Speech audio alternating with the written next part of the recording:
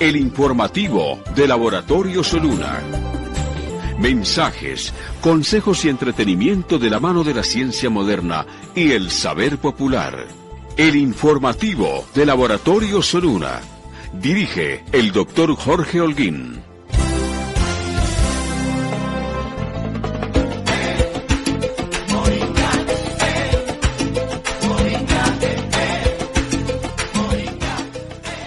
A las 9 de la noche damos inicio al informativo Laboratorio Soluna aquí en La Voz de la Raza, en la 1200 de la M, informativo de la salud holística, salud integrativa.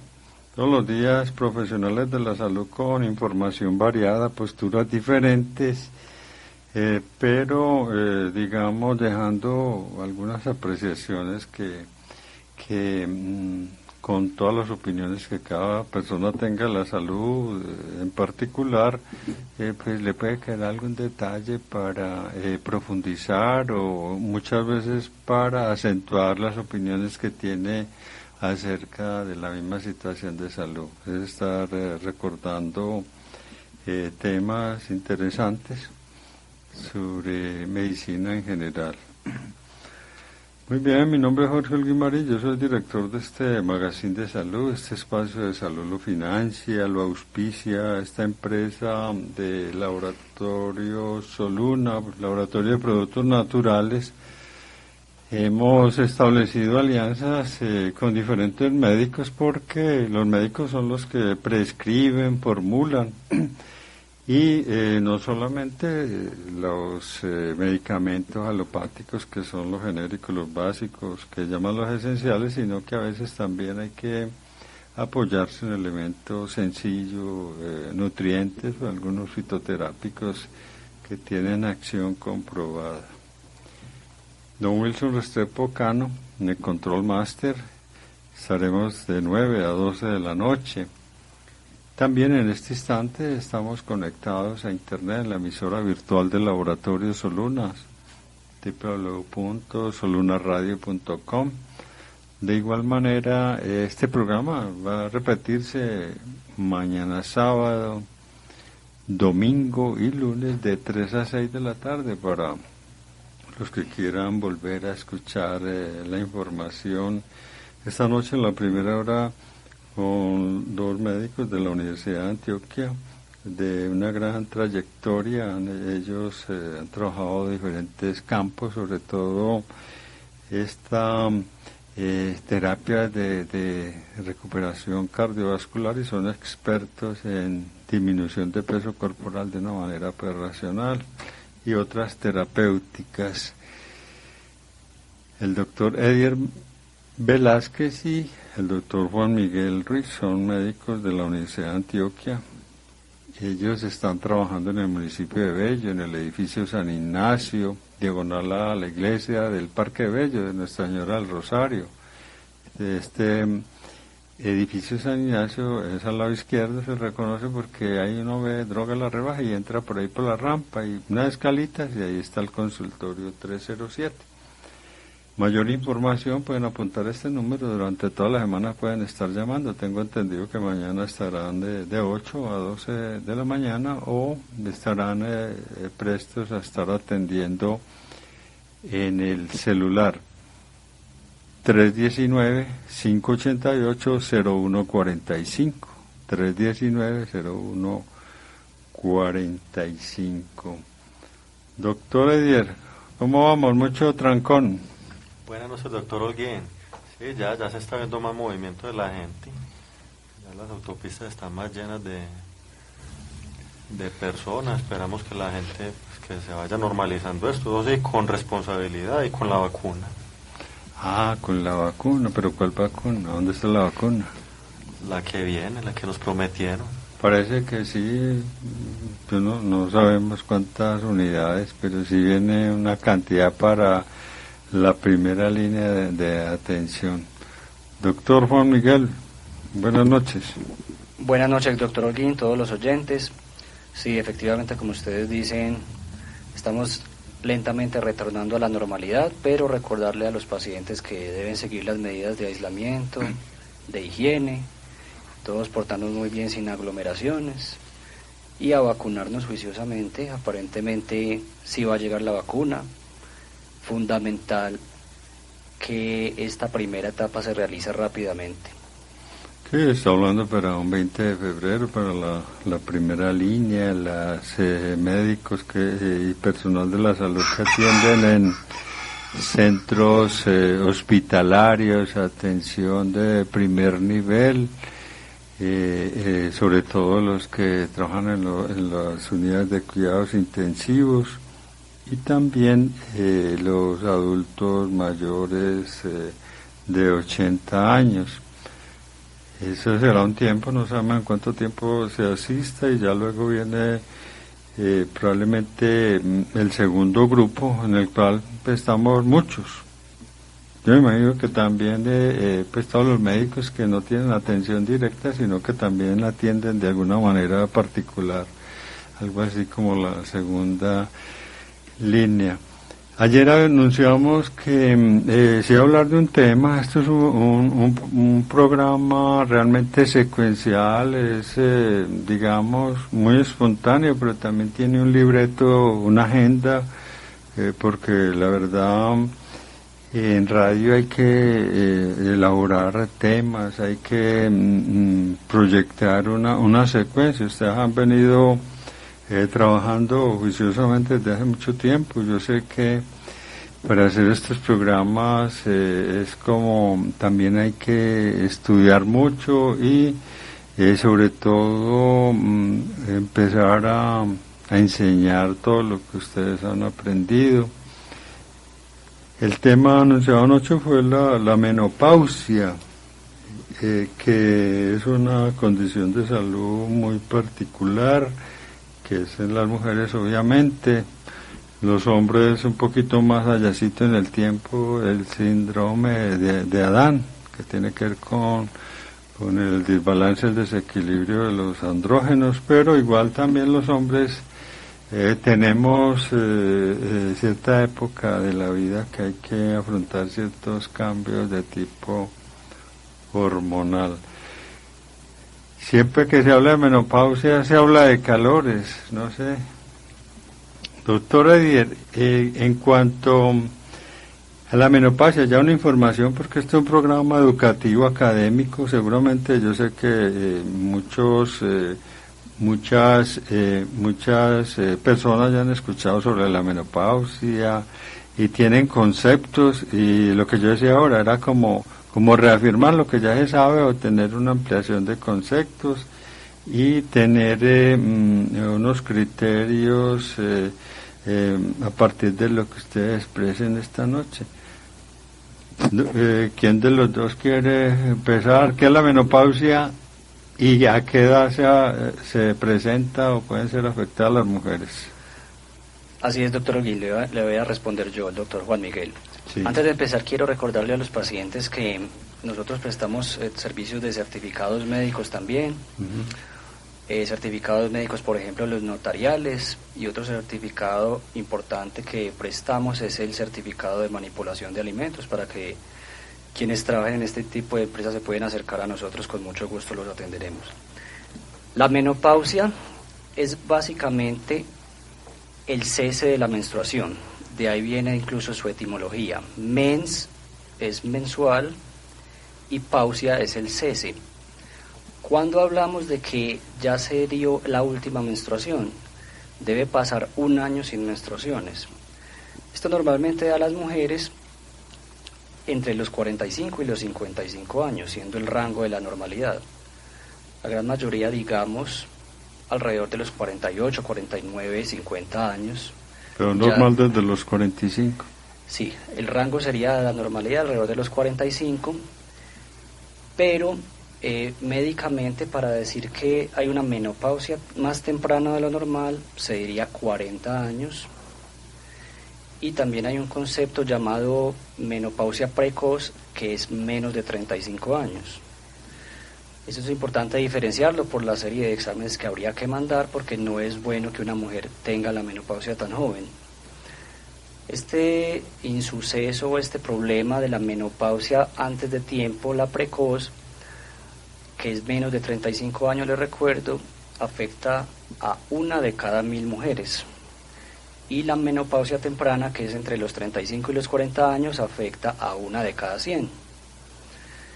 Lo que usted llama de los calores hace parte de esta playa de síndromes y de signos y de síntomas que experimentan estas pacientes previo a que se presente esta última menstruación.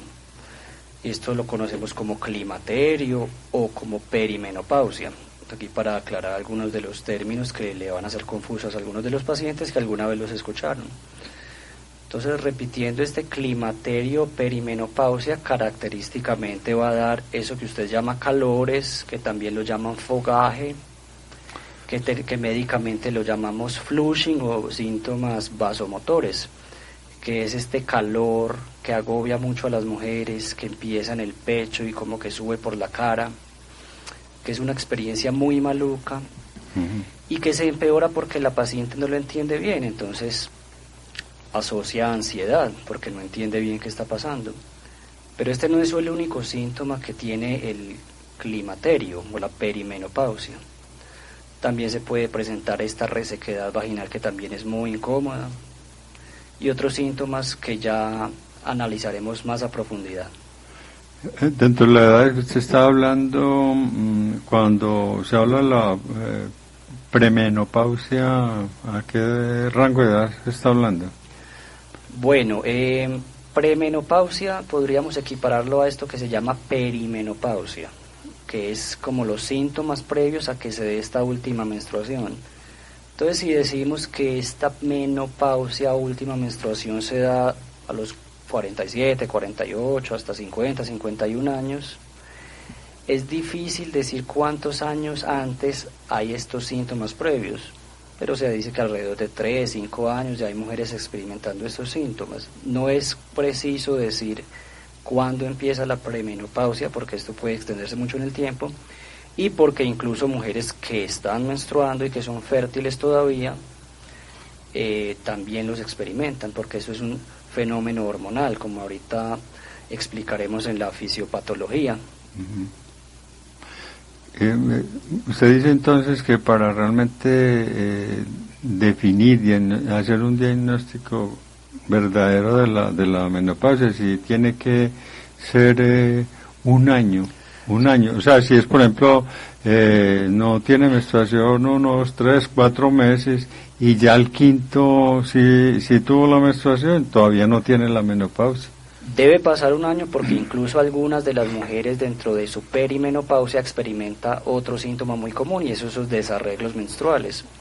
Entonces le empieza a venir la menstruación cada 3, 4, 5 meses, pero le viene al quinto, sexto. Entonces ahí no podemos definir que ya hay menopausia. ¿Es perimenopausia ya, o sea, los síntomas previos? Probablemente que sí, y eso lo tendremos que apoyar con otros exámenes. Pero sí debe pasar el año, por lo tanto el diagnóstico es retrospectivo. Sí. Bueno, entonces la menopausia estaba muy relacionada pues con el ciclo menstrual, con la menstruación. Entonces hay que hablar de todos estos procesos hormonales y empezar a definir, a recordar, porque muchas personas pues conocen esto, que es el ciclo menstrual y cómo es que ocurre. Bueno, el ciclo menstrual son esos cambios hormonales que hacen que se prepare el útero, los ovarios y el cerebro para prepararse para el embarazo, porque esa es la intención de los seres vivos, la procreación.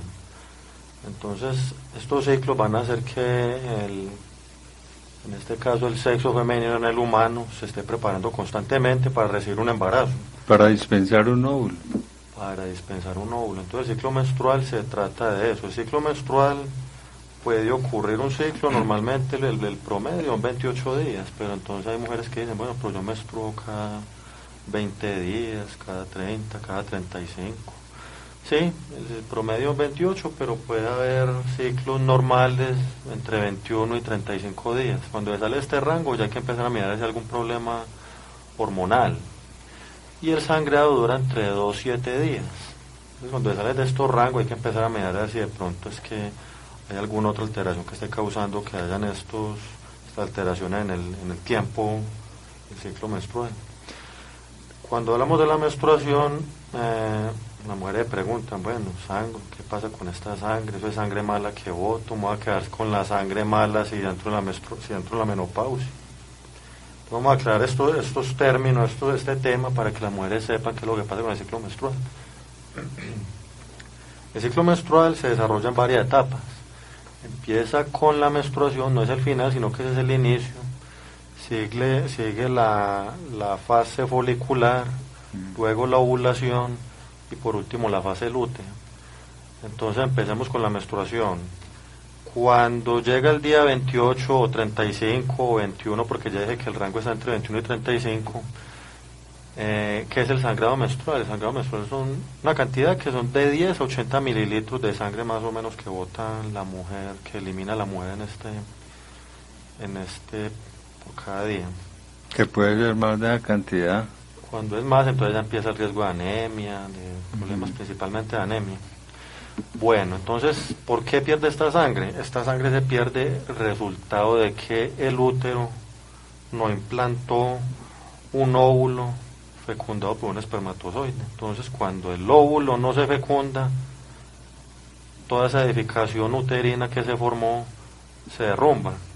Ahorita explicamos qué es lo que se derrumba y entonces está el sangrado. Listo. Entonces, el primer día de la menstruación es el día 1 del ciclo. Ahorita más adelante explicamos cuando vamos a terminar. Como es un ciclo, no hay ni inicio ni final, sino que eso es un ciclo. Entonces empecemos así y ahorita explicamos otra vez la menstruación, cómo es que ocurre. Entonces, primer día, sangró.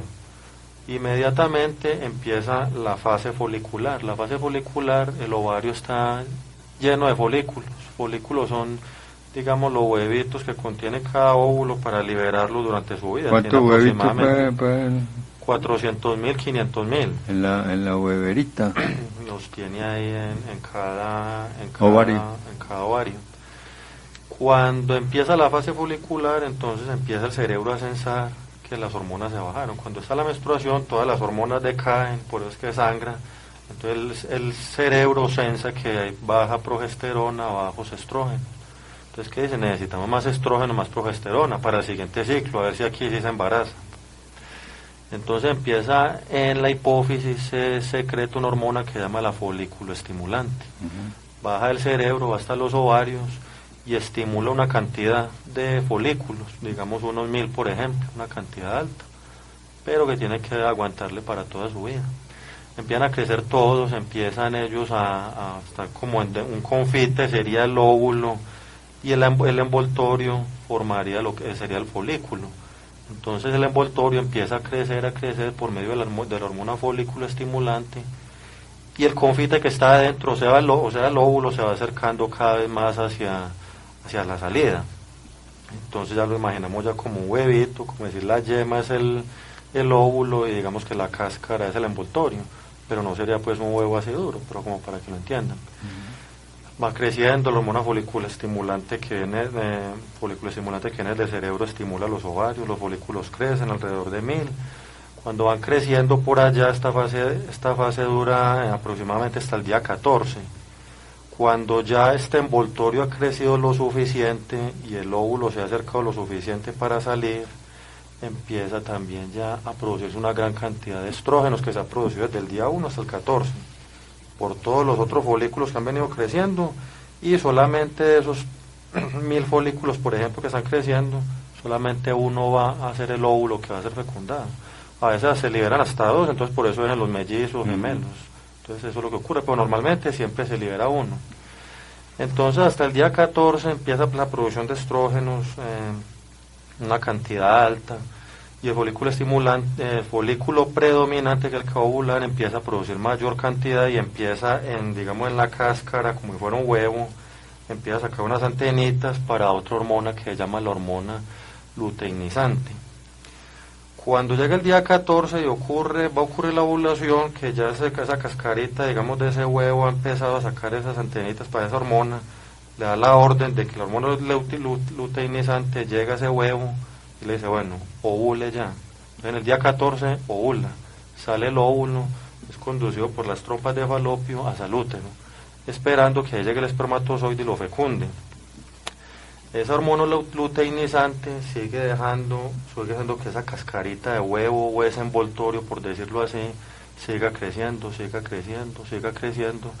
para que ésta empiece a producir más estrógenos y más progesterona, pero principalmente progesterona, que es la hormona como predominante durante el embarazo, que es la que hace, porque como el óvulo, el organismo cree que está embarazado, entonces dice, me tengo que preparar para un embarazo. Entonces durante esta primera etapa folicular, del 1 al día 14, esos estrógenos que hubo, que se secretaron al torrente sanguíneo, hacen que el útero, en su capa más interna, empiece a crecer más. Entonces sufre un engrosamiento para poder que albergue el óvulo fecundado y un bebé durante 9 meses. Entonces el útero se tiene que hacer mucho más grueso. Como llega la progesterona que está produciendo ya de esta cascarita que quedó, que se llama el cuerpo lúteo, entonces sigue produciendo más progesterona para darle mayor estabilidad al útero, que ya está haciendo un cambio en sus capas, está poniendo mucho más grueso para poder recibir al óvulo fecundado y para que éste se implante dentro del útero, porque el óvulo no puede quedar por ahí suelto y no tiene que implantarse donde va a crecer el bebé, y por eso entonces queda la placenta. Cuando la madre tiene el bebé, la placenta tiene que extraerla, porque el óvulo en un principio se implantó ahí. Termina entonces esta etapa y empieza la segunda etapa, entonces día 14-15 la ovulación, y digamos del día 14 al 28, si no ocurre durante esta fase lútea, que ya está secretando mayor cantidad de progesterona, si no ocurre el embarazo, entonces la hormona luteinizante dice, bueno, no, entonces aquí no hay embarazo. Como no ocurrió embarazo, entonces esa cascarita que estaba produciendo estrógenos y progesterona, a los 12 días, 10-12 días, desaparece.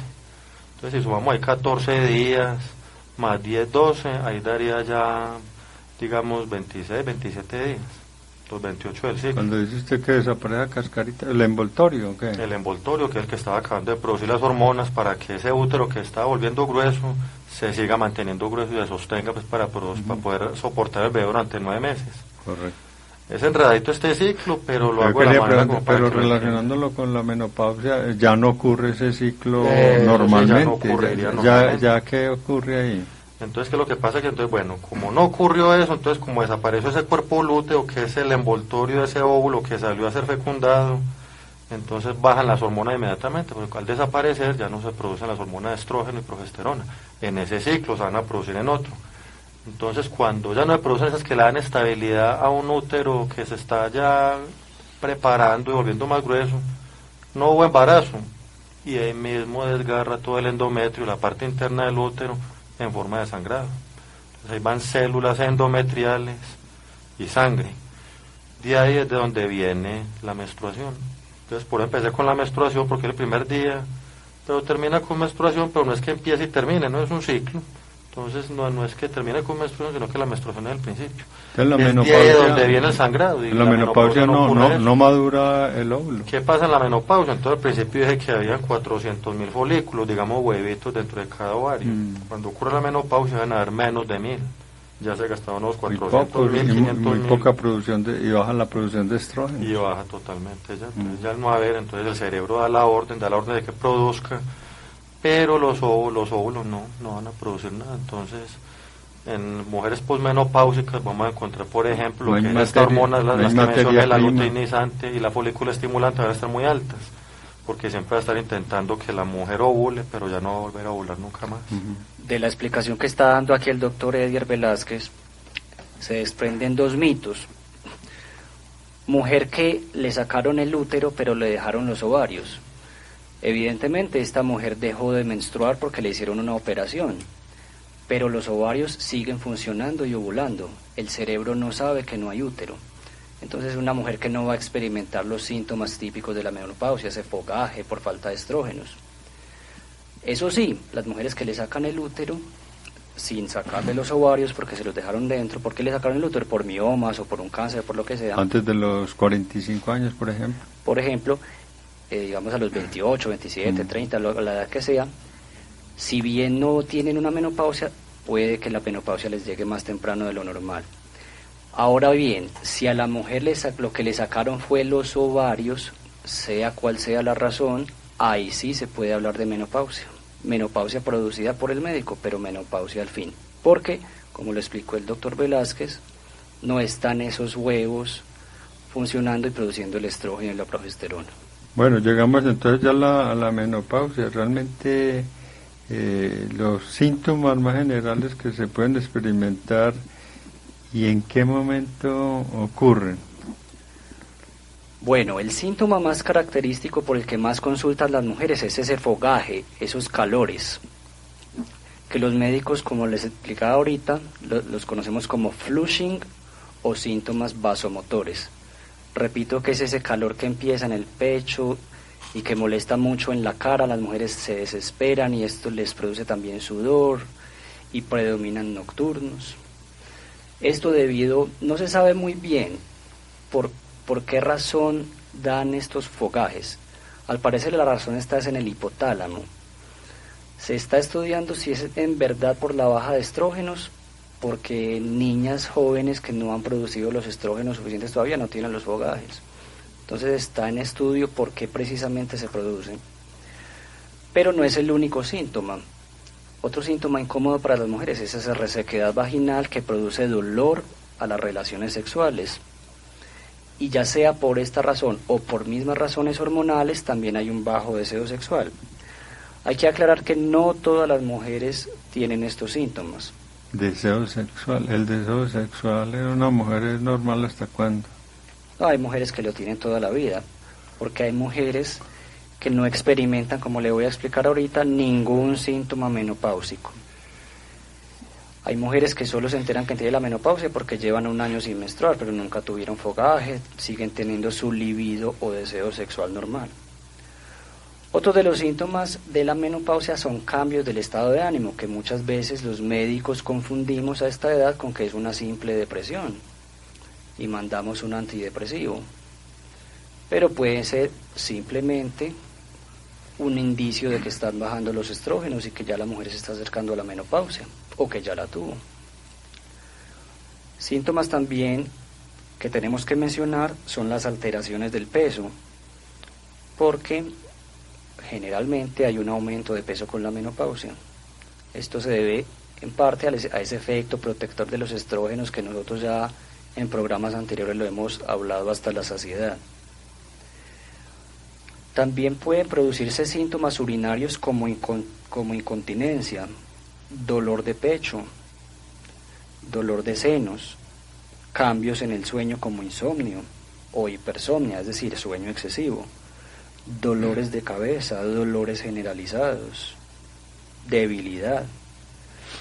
Y otra cosa por la que las mujeres sufren mucho es porque efectivamente se les va a notar el envejecimiento una vez llega la menopausia. Entonces muchas mujeres con todo este cuadro el de envejecimiento, ¿cómo manifestaría el envejecimiento? No, simplemente se le verían más arruguitas, más canas, y esa ganancia de peso también las preocupa mucho. Pero pasa una cosa, como la mujer no entiende muy bien este proceso, como también hay una sociedad que está presionando porque la mujer siempre sea bella y jovial y hermosa, como hay una sociedad y unas amistades que siempre propenden porque la mujer sea activa sexualmente. Entonces todo esto es un círculo vicioso que a la mujer la preocupa mucho. Y como yo les he explicado muchas veces, estas personas que no entienden muy bien la enfermedad, que la entienden con ansiedad, van a empeorar. Por eso nosotros a estas personas les dedicamos un buen tiempo para explicarles la enfermedad, si es necesario les hacemos dibujitos, les explicamos didácticamente como hacemos en este espacio. O sea, no se deben preocupar.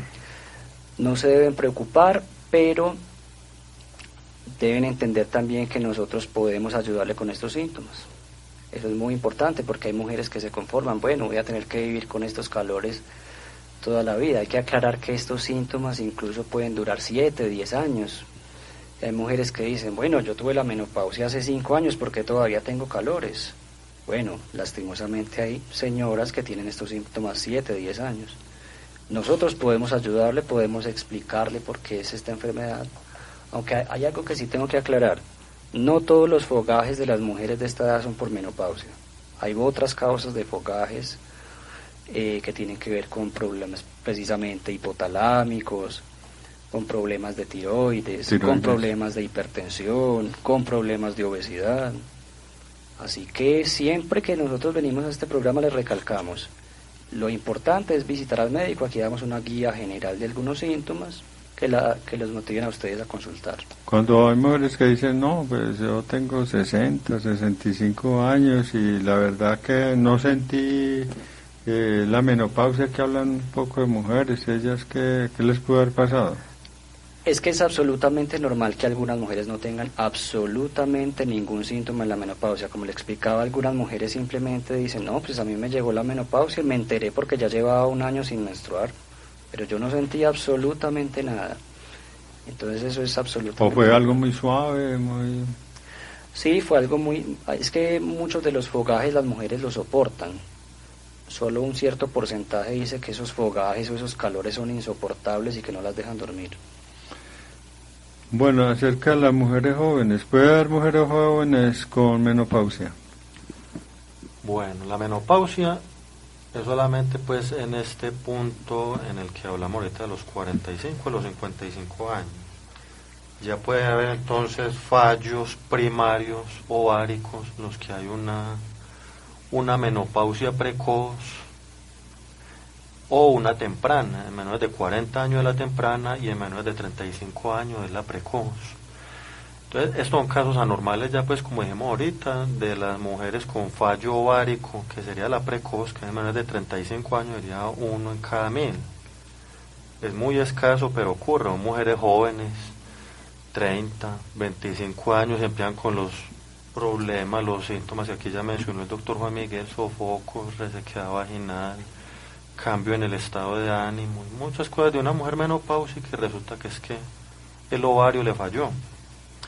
Entonces están estas dos, la menopausia, la normal que ya conocemos, temprana, antes de los 40, y precoz antes de los 35. También hay otras causas en las que la mujer puede tener fallos en la producción de los estrógenos sexuales, de las hormonas sexuales, por radioterapia. Tiene un cáncer, entonces tiene que hacer una radiación abdominal y se van los ovarios ahí por la radiación. Quimioterapia también puede acabar con los ovarios. Cuando hay alteraciones hipofisiarias, que no hay secreción de las hormonas que estimulan el ovario, como expliqué inicialmente. También se ve cuando hay cirugías, anexo histerectomía, no la histerectomía sola, porque cuando a una mujer le tienen que extraer el útero, los ovarios quedan ahí. El útero no es el que produce las hormonas, las que lo producen son los óvulos, los ovarios. Entonces las mujeres dicen, no, me tuvieron que hacer la cirugía porque tenía miomas, me sacaron el útero y quedé con menopausia. No menstrua, pero sus estrógenos, su progesterona sigue igual. Entonces aquí no debería, solamente tiene que ser cuando le tienen que extraer completamente todo, úteros y ovarios por algún problema, tumores también. Entonces ciertos medicamentos, ya hay causas iatrogénicas, radiación, cualquier cosa que llegue al ovario y acabe con él. El tabaquismo también es uno de los factores que puede acelerar una menopausia, que puede hacer que una mujer tenga una menopausia antes de tiempo. Otra de las causas también que se ha encontrado es el ejercicio, pero el ejercicio extremo. Deportistas de alto rendimiento, se ha visto que la menopausia puede llegar también antes. No jóvenes como una menopausia precoz, pero sí se le puede adelantar unos añitos más. No es pues para que digan las mujeres que no van a hacer ejercicio, no. Un ejercicio normal, no. Es en ejercicios de alto rendimiento, atletas por ejemplo, que sí se ha visto esto. Entonces básicamente pues como en este tipo de mujeres donde uno podría decir que podría encontrarse una menopausia. En mujeres con menopausia precoz es difícil caer en embarazo. No, es que estas mujeres como ya tienen un fallo en los ovarios, ya definitivamente, precisamente por eso que se dan cuenta también, empiezan a tener síntomas de sofocos, de resequedad vaginal, que van a buscar embarazo y no quedan en embarazo y les buscan. Pero tiene tratamiento. A estas mujeres hay que darles tratamiento con estrógenos y con progesterona, que el embarazo va a ser difícil, sí, porque los ovarios normalmente ya han tenido un fallo, pero si queda de pronto alguna cantidad, podría lograrse el embarazo, inseminación artificial, pero hay que darles tratamiento definitivamente. A propósito, ¿por qué no nos comentan así a grandes rasgos en qué consistiría una inseminación artificial para una mujer, digamos, con menopausia precoz? ¿En qué consiste? Le implantan un óvulo ya fecundado, ¿Pero de quién? O de cualquier otra persona, o si la persona, porque muchas veces hay que mirar a ver quién de los dos es que no produce, no tiene la fertilidad. Si la mujer es fértil, entonces con el semen de la persona, de la pareja o de otra persona, o si son los ovarios de la mujer que no funcionan, entonces con los óvulos de otra mujer se pueden hacer. O cuando se puede salvar algún óvulo de la mujer, porque puede que no tenga un fallo total, también se podría con el de ella. Simplemente como no ovula, entonces tiene que darle tratamientos con hormonales, con hormonas gonadotrópicas, que se llama, para que pronto logre producir óvulos y se logra dar. No, pero al contrario también cuando es el hombre, hay que... Bueno, ese es un caso también, que es la zoospermia, cuando se hace el espermograma y el hombre es el que es el culpable, digamos, de la infertilidad. Habría que recurrir a un banco de esperma, por ejemplo. Aquí lo que está explicando el doctor Edier entonces es que en las mujeres normales no es normal que esté en amenorrea, es decir, no es normal que una mujer que no esté planificando, advierto, que no esté planificando, lleve más de 3 meses sin menstruar. Y aquí hago una pequeña aclaración, y es que hay algunos métodos anticonceptivos que las van a poner en amenorrea, o sea, que les van a quitar la menstruación por más de 3 meses. Esto es algo que preocupa mucho a las mujeres. ¿Qué va a pasar con esa sangre? ¿Será que se me queda remansada ya? Mujeres, por ejemplo, que se ponen un implante como Mirena, que se pone intrauterino, o como Yadel, que se pone debajo de la piel, entonces llegan preocupadas al consultorio. Doctor, esto me quitó la menstruación del todo, esa sangre se me va a remansar, se me va a podrir adentro.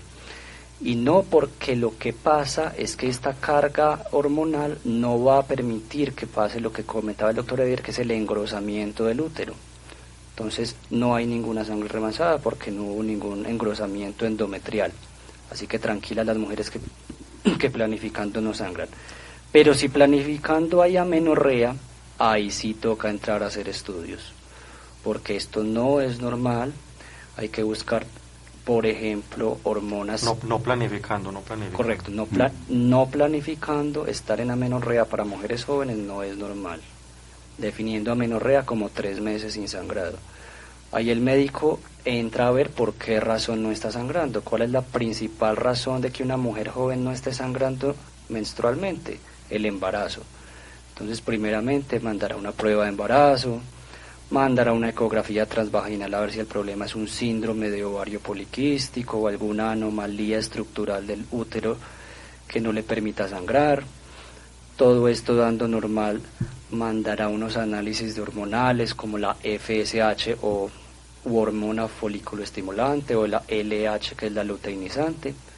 Esto se deberá hacer en un momento específico del ciclo, porque el doctor hará una prueba, por ejemplo, con progestágeno oral, y es como intentando decirle al útero, bueno, arranque, sangre. Si llega a sangrar, entonces, en una etapa específica del ciclo, 3 a 5 días después mandará FSH y LH. Si luego del doctor mandándole el progestágeno oral y ese útero no arranca a sangrar, entonces deberá hacer una prueba con estrógeno más progestágeno, las 2 hormonas sexuales. Y si ni aún así arranca el útero a sangrar, es decir, a producir ese endometrio para prepararse para un embarazo, el doctor deberá mandar más análisis extensos para saber por qué la mujer ya no está menstruando. Es un tema complicado, enredadito, por eso no es que eso se resuelve de un día para otro, hay que hacer muchos estudios. ¿Y cuándo es que se va a una clínica de fertilidad?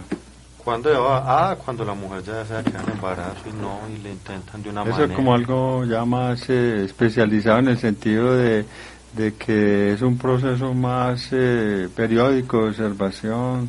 tengo que aclarar aquí este punto importante. Debe llevar 1 año intentándolo. Sí. Porque hay mujeres que llegan 7 meses intentándolo, mándeme a clínica de fertilidad. No, señora. Debe esperar 1 año intentándolo. ¿Y qué es intentarlo? Bueno, teniendo relaciones en esos días más fértiles del mes de una forma consistente. Antes de seguir con el tema de la menopausia, vamos a recordar que los doctores Eddie y el doctor Juan Miguel son médicos cirujanos y ellos atienden consulta general, temas generales, certificaciones médicas. Para mayor información, pues apunten este número, 319-588-0145, 319-588-0145. Bueno, muchas personas deben estar escuchando. ¿Qué opinan los doctores de las terapias de reposición hormonal? Acerca de esto, a todas las mujeres se les debe dar terapia de reemplazo hormonal. ¿Qué riesgos pueden tener y cuáles son realmente los beneficios?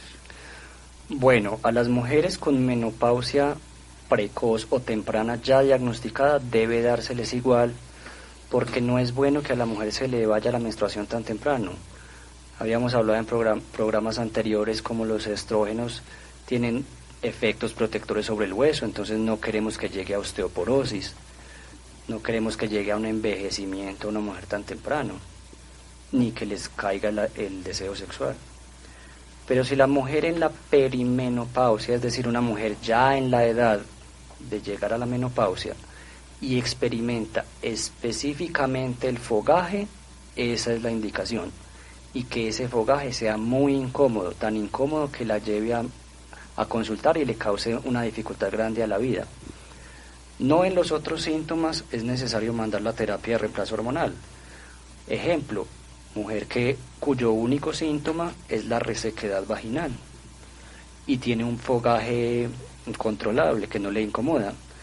En ese caso se puede propender por dar un tratamiento tópico vaginal y no esta terapia de reemplazo hormonal. ¿Qué es la terapia de reemplazo hormonal? Es un comprimido ya sea de estrógeno o de progestágeno, recuerdo que es lo que explicaba el doctor Edier, que son esas hormonas sexuales que llevan a la mujer a ovular. En los casos de las mujeres que ya no tienen útero, se daría solamente el estrógeno. ¿Por qué no dar el progestágeno? Porque el progestágeno tiene como única función es controlar ese estrógeno para que no produzca mucho sangrado uterino. Entonces, en mujeres con útero, ahí sí debe darse la combinación estrógeno más progestágeno. Hay muchos temores respecto a esta terapia de reemplazo hormonal. Se habla de que hay riesgos y cosas así, que temores delicados como enfermedades delicadas, en fin. Y yo me imagino que también deben haber excepciones en que no es conveniente la terapia de reposición hormonal. Estos temores están en cierta manera justificados, porque mujeres que son ya diagnosticadas con cáncer de útero agresivo, o con cáncer de ovario ya diagnosticado, o cáncer de seno ya diagnosticado, o enfermedad hepática grave, o riesgo cardiovascular alto, no se les debería dar esta terapia aunque tenga síntomas. ¿Y con respecto a los antecedentes familiares? Con respecto a los antecedentes familiares es una contraindicación relativa, es decir, que el médico va a sopesar riesgo-beneficio, porque recordemos que los estrógenos dados en plazos largos, específicamente o especialmente en personas con estos riesgos o ya con estos antecedentes, puede inducir a trombosis y puede inducir a ciertos tipos de cánceres como los mencionados. Entonces tiene sentido que previo a decidir esta terapia de reemplazo hormonal, el médico le va a mandar una ecografía transvaginal y una mamografía.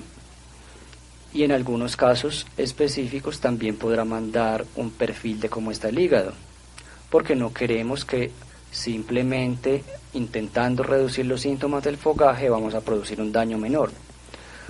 Entonces, el paciente debe estar tranquilo de que tiene un buen médico que va a tener en cuenta estos riesgos. Hay que individualizar, no, porque es que se habla mucho que a fulano de tal, a tal persona, a tal mujer le pasó esto, no necesariamente es el caso de la persona que está preocupada. El médico siempre va a sopesar riesgo-beneficio y además el médico no le va a dejar este tratamiento de por vida, esto hay que aclararlo.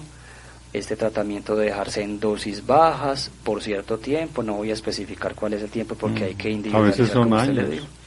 A veces son un par de años o mejor menos, para no llevar a estos riesgos, pero el paciente no debe tener miedo, el médico conoce estos riesgos, el médico va a sopesar riesgo-beneficio y si en usted está indicado, sin duda que se lo mandará. ¿Y los beneficios entonces cuáles serían?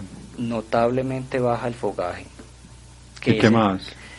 Es que este es el síntoma cardinal que queremos tratar. Ya la libido puede que le mejore, puede que no, pero cardinalmente es el fogaje el que queremos bajar. Bueno, en su experiencia, doctor Juan Miguel, ¿las mujeres están más preocupadas por el sofoco, fogaje o por la pérdida de la libido? Por el fogaje. Sí, el doctor Redier. Definitivamente, y por eso es que se indica la terapia de reemplazo hormonal. Principalmente ese es el síntoma, porque la resequedad vaginal también es otro de los síntomas, pero este es mucho más fácil de tratar, con unas cremitas vaginales que ya se le dirá al paciente en la cita cuáles son, pero básicamente el motivo de consulta es el fogaje. Es que es un síntoma que se describe demasiado incómodo. Las mujeres que lo han experimentado y me están escuchando lo sabrán. Les produce mucha ansiedad, mucho malestar, desasosiego, no pueden dormir, es bastante incómodo según lo describen. De hecho, si no tienen ese síntoma, no tienen indicada la terapia de reemplazo hormonal, así de simple. Es básico, pues. Bueno, con respecto, como ustedes han hablado que de todas maneras, que radioterapia, quimioterapia, o algunos antecedentes y algunos riesgos, muchas personas últimamente están buscando alternativas. ¿Qué alternativas de tratamiento hay fuera de la terapia de reposición hormonal? Bueno, entonces hay otras terapias ya que también puede echar mano el médico para ayudarle al paciente, y es la actividad física hace que la mujer tenga cambios cuando le altera el sueño, el estado de ánimo, que es lo que más altera la menopausia. La actividad física ayuda mucho a que esto mejore. Entonces, a mantenerse muy activas, a hacer ejercicio, 150 minutos a la semana, repartido media horita diario. 150 minutos a la semana. 150 minutos a la semana. Pero, ¿qué distancia, qué velocidad? Puede ser media horita diario, eso ya le dice ya una frecuencia cardíaca máxima, no, ya le dice ya tomando la frecuencia cardíaca, con una formulita, le dice uno cuál es la frecuencia cardíaca máxima, y le dice una qué intensidad puede hacer ejercicio. A veces pueden hacer uso de estos relojitos inteligentes que le dicen a qué frecuencia cardíaca están. Pero así pues como sin el relojito y sin hacer un cálculo, que la persona se sienta moderadamente cansada, no extremadamente cansada, pero no caminando por ahí viendo vitrinas, no. Que sienta que está trabajando. Entrando donde la vecina a tomar tinto con buñuelo. Que muchos se van a hacer ejercicio, entonces ahí no está viendo nada. Entonces así como a grosso modo, que se sientan más cansaditas y no fatigadas totalmente, fatigadas o fatigados, porque todo el mundo tiene que hacer ejercicio. Pero en este caso de las mujeres, actividad física ayuda mucho con estos síntomas de depresión y del sueño, porque es otro de los síntomas que da la menopausia. A veces la depresión está más que todo es por los fogajes, porque es que como los fogajes son el síntoma más grave en este en este ciclo normal de la vida que es la menopausia. Entonces esta alteración del ánimo muchas veces viene a por la negativización que le causan esos fogajes, porque están en la calle normalmente cuando uno empezó a sudar, la cara roja, entonces muchas veces eso las hace sentir muy mal. El ejercicio es uno. El ejercicio es uno. El tabaco, soltar el tabaco en cualquier etapa de la vida hay que soltarlo. El cigarrillo con eso. Pero ¿cómo incide? No, el tabaco no ayuda, o sea, los síntomas los aumenta. Se ha visto que a pesar de adelantar la menopausia también aumenta los síntomas. Aumenta el calor.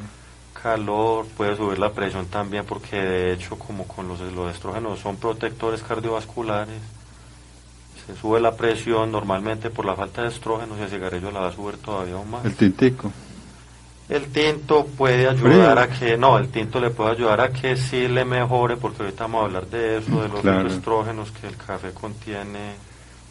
Ya vamos a ir hablando de eso a medida que vamos aquí explicando las terapias. Las cremitas vaginales, unas cremitas especiales, no son cualquier tipo de cremas para la resequedad vaginal, que es muy molesta, pero se soluciona fácilmente. Antidepresivos también, por lo mismo, la alteración del ánimo, del sueño, el cambio en el humor, con antidepresivos se puede manejar muy bien.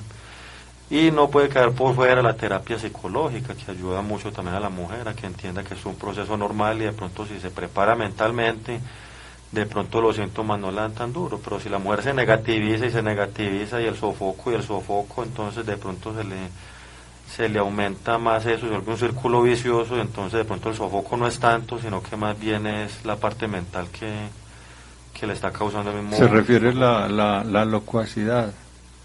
De que hablan bastante. Es bueno una mujer que no hable mucho sobre lo que le está pasando, que solamente si hable con el médico. Si es para que le den consejos negativos, pues en nada serviría eso. Entonces todo depende pues lo que la persona esté hablando, el mensaje que esté recibiendo. Pero si es para mensajes negativos, que es mucho lo que se ve cuando una mujer habla, cualquier persona habla de una enfermedad, de una condición, y los demás entonces empiezan a decir, tomes esto, hagas esto le pasó a mi abuela le pasó esto, cuidado, se va a morir, no va a morir. Entonces, si es para comentarios negativos, es mejor no comentar los problemas de salud con las personas, no que no los exprese, pero no de pronto tampoco comentarlos dando pie a que los demás le den consejos o opiniones falsas, porque para eso está el médico. Entonces una cosa de pronto comentarlo con sus familiares, otra cosa es estar buscando de pronto explicación, ayudas en personas que no son médicos. Bueno, doctora, saliendo pues como un poquito del guión, extrapolando a lo que hemos vivido en el último año, ¿ustedes qué piensan sobre hablar de este tema con todo el mundo y tanta noticia? ¿Qué recomendaciones creen ustedes? Me refiero, pues ya no estamos hablando de menopausia, sino en general de situaciones de salud, que si es bueno no estar hablando siempre de lo mismo y viendo tanta noticia y escuchando a todo el mundo, porque yo digo que muchas personas como que no tienen una forma clara para tamizar ese tipo de información y como no entienden realmente qué está pasando y todo está como todavía en investigación, en los orígenes, un poco de cosas. ¿Es conveniente estar hablando tanto sobre ese tema? Bueno, yo se lo voy a extrapolar a lo que está pasando en la pandemia y a un término que alguien acuñó que se llama infoxicación. Estamos intoxicados de información. Todo el mundo se cree un experto, cualquiera manda una cadena por WhatsApp preocupando a toda la familia. Infodemia también la llaman. También la llaman. Incluso en las noticias los expertos se están contradiciendo. Entonces estamos consumiendo 8 horas de noticias al día. Hay médicos que opinan algo y los otros opinan lo contrario. Claro, porque como en este caso específico estamos todos tan crudos, investigando sobre la marcha, no hay ni siquiera tiempo para que haya un consenso de expertos. Cada médico está opinando desde su experiencia, y como no hay tiempo para hacer estudios serios y grandes, entonces la gente está enloquecida, buscando noticias, buscando opinión del tío, del primo, de este médico, de este otro médico, y están empeorando todo, porque le vuelvo a explicar, la ansiedad empeora cualquier enfermedad, sea cual sea. Mi consejo sería mermarle un poco a las noticias, o escoger un noticiero solo, guiarse de los médicos certificados, y bueno, confiar. Tamizar la información. Sí, confiar en la vacuna, que es lo que viene, y así con todas las enfermedades, porque mucha gente confía en cualquier fuente de internet sin saber de dónde viene. Entonces llega el médico ya un poco predispuesto, ya un poco aburrido y un poco desinformado. Entonces nosotros tenemos que calmar eso y tenemos que ser muy ecuánimes y muy firmes. Claro. Bueno, pero antes de continuar, venga lo más importante, lo que la gente se pregunta mucho, las famosas isoflavonas, que las mujeres, yo sé que si les menciono esto, sí van a saber mucho de qué les estoy hablando, que es otra de las alternativas de tratamiento. Con seguridad gran cantidad dijeron, las isoflavonas, claro. Entonces, ¿qué pasa con eso? Los fitoestrógenos son productos químicos naturales contenidos en los vegetales. Y ahí viene pues la palabra fitoestrógenos. ¿Qué pasa con esto? Que al ser metabolizados en el intestino, doblados en el intestino y metabolizados en el hígado, se convierten en otras sustancias que tienen efectos estrogénicos, similares a los estrógenos sin ser estrógenos. Los principales fitoestrógenos son las isoflavonas, los lignanos y los cumestanos. Usted bien los conoce muy bien. Los principales, los que más comúnmente se encuentran en los alimentos y más fácil acceso son las isoflavonas y en cierta cantidad lignanos, pero las isoflavonas son los que más se encuentran. ¿En dónde se encuentran las isoflavonas? Entonces ahorita me dejo que el café. En el café se encuentran lignanos e isoflavonas, en cantidades pequeñas, pero se encuentran. Soya, pan integral, ajo, alfalfa, semillas de calabaza, pistachos, nueces, linaza, ajonjolí, salvia, brócoli, caléndula, frijoles, aceite de oliva, lentejas, duraznos.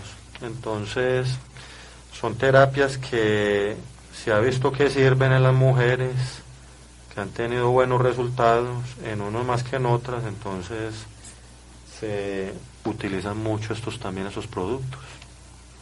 Bueno, con respecto a una inquietud sobre si se debe suspender el método de planificación, inmediatamente se entra en la menopausia. Esa es muy común la inquietud. Sí, muy común. Aquí estamos desmitificando varias cosas. Ya después a cada paciente se le ocurrirá más y nos lo dirá en nuestro consultorio o en programas venideros. Hay que recordar entonces, partiendo del concepto, que menopausia es la última menstruación, pero ya debe haber pasado 1 año sin que esté menstruando. Hay muchos embarazos indeseados a esta edad. ¿Por qué? Porque la mujer dice, bueno, ya llevo 4 meses sin menstruar, entonces bueno, ya dejo mi método. Y resulta que a los 48 años ya quedó embarazada. ¿Por qué? Porque estaba en la perimenopausia, es decir, que estaba en esos episodios previos en donde se descontrola un poquito el ciclo, ya sea porque empieza a sangrar más espaciadamente, o algunos de los casos no es así, sino que sangra más seguido, provocando el embarazo no deseado. Un embarazo en ese punto es complejo. ¿Por qué es complejo? Básicamente porque los óvulos son de peor calidad. Entonces esto puede llevar a malformaciones genéticas en el feto, a síndrome de Down, a otras alteraciones cromosómicas y también a riesgo para la madre, porque son embarazos que también le pueden hacer daño a ella. O sea que no se debe... Sí, un embarazo de una mujer de más de 40 años ya es declarado de alto riesgo por estos motivos. No, pero no se debe entonces suspender el método de planificación. No se debe suspender, por lo menos hasta que lleve 1 año sin sangrar, y en este caso pues hablaremos de que pueden usar cualquier método de los que venía trayendo, porque también hay un mito que que después de cierta edad ya no se deberían usar estos estrógenos y estas progestanos. Yo le pregunto algo así, que hay mucha inquietud sobre esto, de que hay temor en utilizar esta planificación familiar con estrógenos y progestágenos en tableta, que porque aumenta de peso corporal. ¿Qué piensan ustedes? Puede aumentar. ¿Les han comentado que...? Sí. Algunos métodos, por ejemplo, el Yadel o estas pastillas anticonceptivos orales, sí pueden subir de peso, pero es máximo 3 kilos. Si la paciente subió 7, 8 kilos... El mecato más bien. Igual que la tiroides, no sube sino el hipotiroidismo, sube 3 kilos, la planificación es lo mismo, 3 kilos más. Pueden aumentar el hambre, pero es responsabilidad de la paciente cualquier aumento mayor a 3 kilos. Algunos métodos incluso lo que pasa es que la disminuyen de peso, cualquiera de estos. Los mismos que algunas le aumentan 3 kilos y en otras la disminuye 3 kilos. Pero son la parte cultural, los hábitos alimentarios, el entorno y todo. Y también una manera muy sencilla de justificar, una cantidad de alimentos que producen prácticamente unas calorías innecesarias. Otro mito de las mujeres es que, doctor, llevo planificando 10 años con este mismo método, quiero cambiar porque eso debe ser riesgoso, es mucha carga hormonal para mí, esto me va a dejar infértil. Señora, no. Estos estrógenos y estos progestágenos se dan en unos niveles adecuados que no la van a llevar a infertilidad. De hecho, por eso es que no se deben suspender y hacer cambios de método, porque pueden quedar en embarazo, y muchos de esos embarazos indeseados han pasado después de una señora tener un método de 10 años y le dio por cambiarlo, y en ese cambio de ciclo de método quedó en embarazo.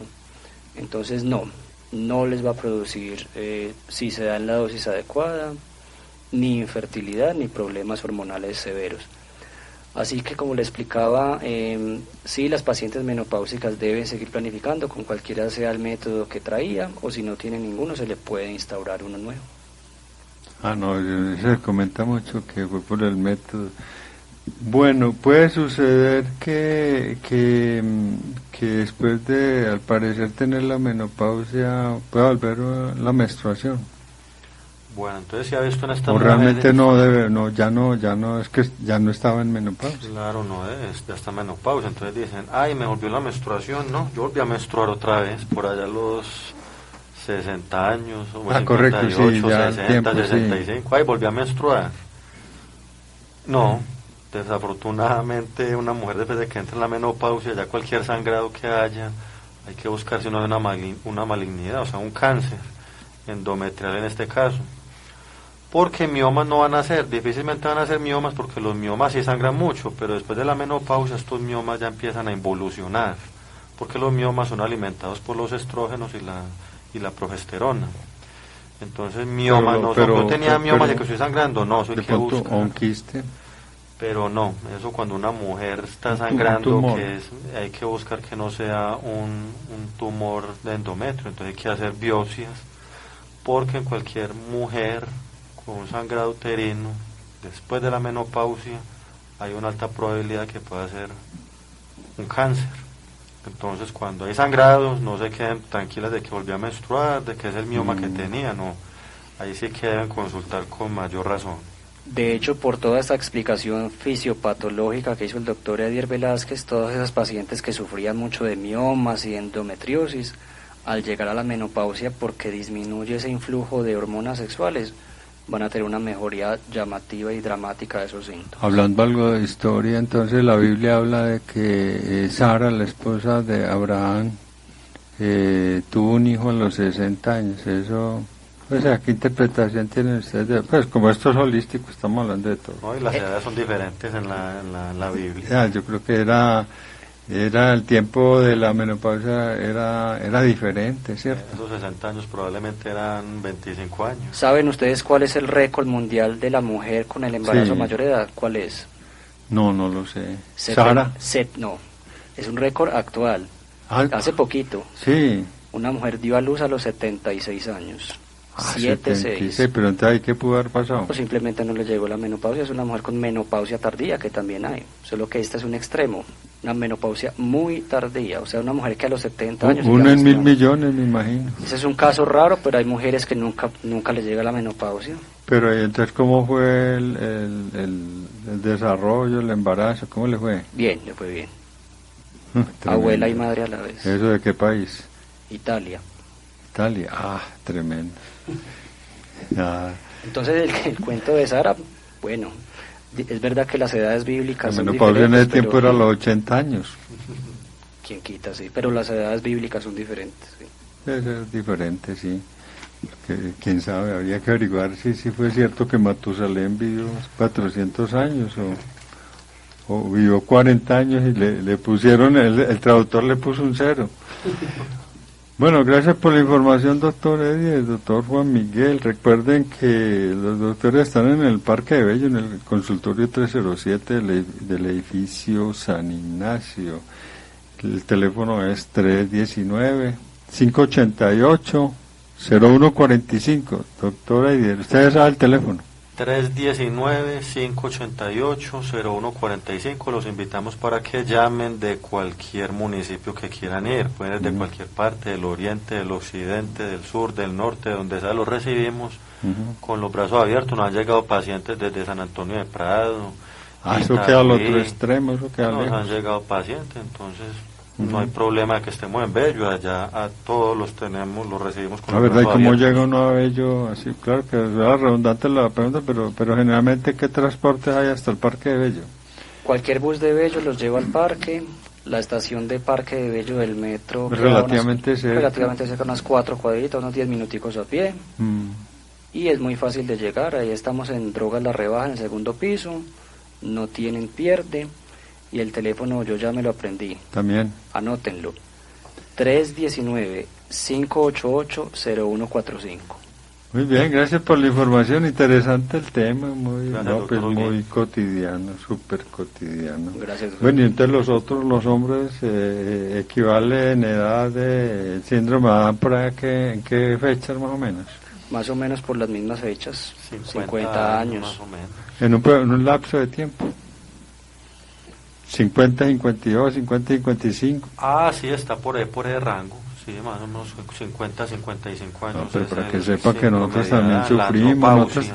pero con unos síntomas Muy diferentes. un poquito diferentes. A veces comparten ciertos, pero obviamente pues no hay menstruación ni nada. Nosotros también sufrimos, no se preocupen. Muy bien, don Wilson, vamos a escuchar, Pablo.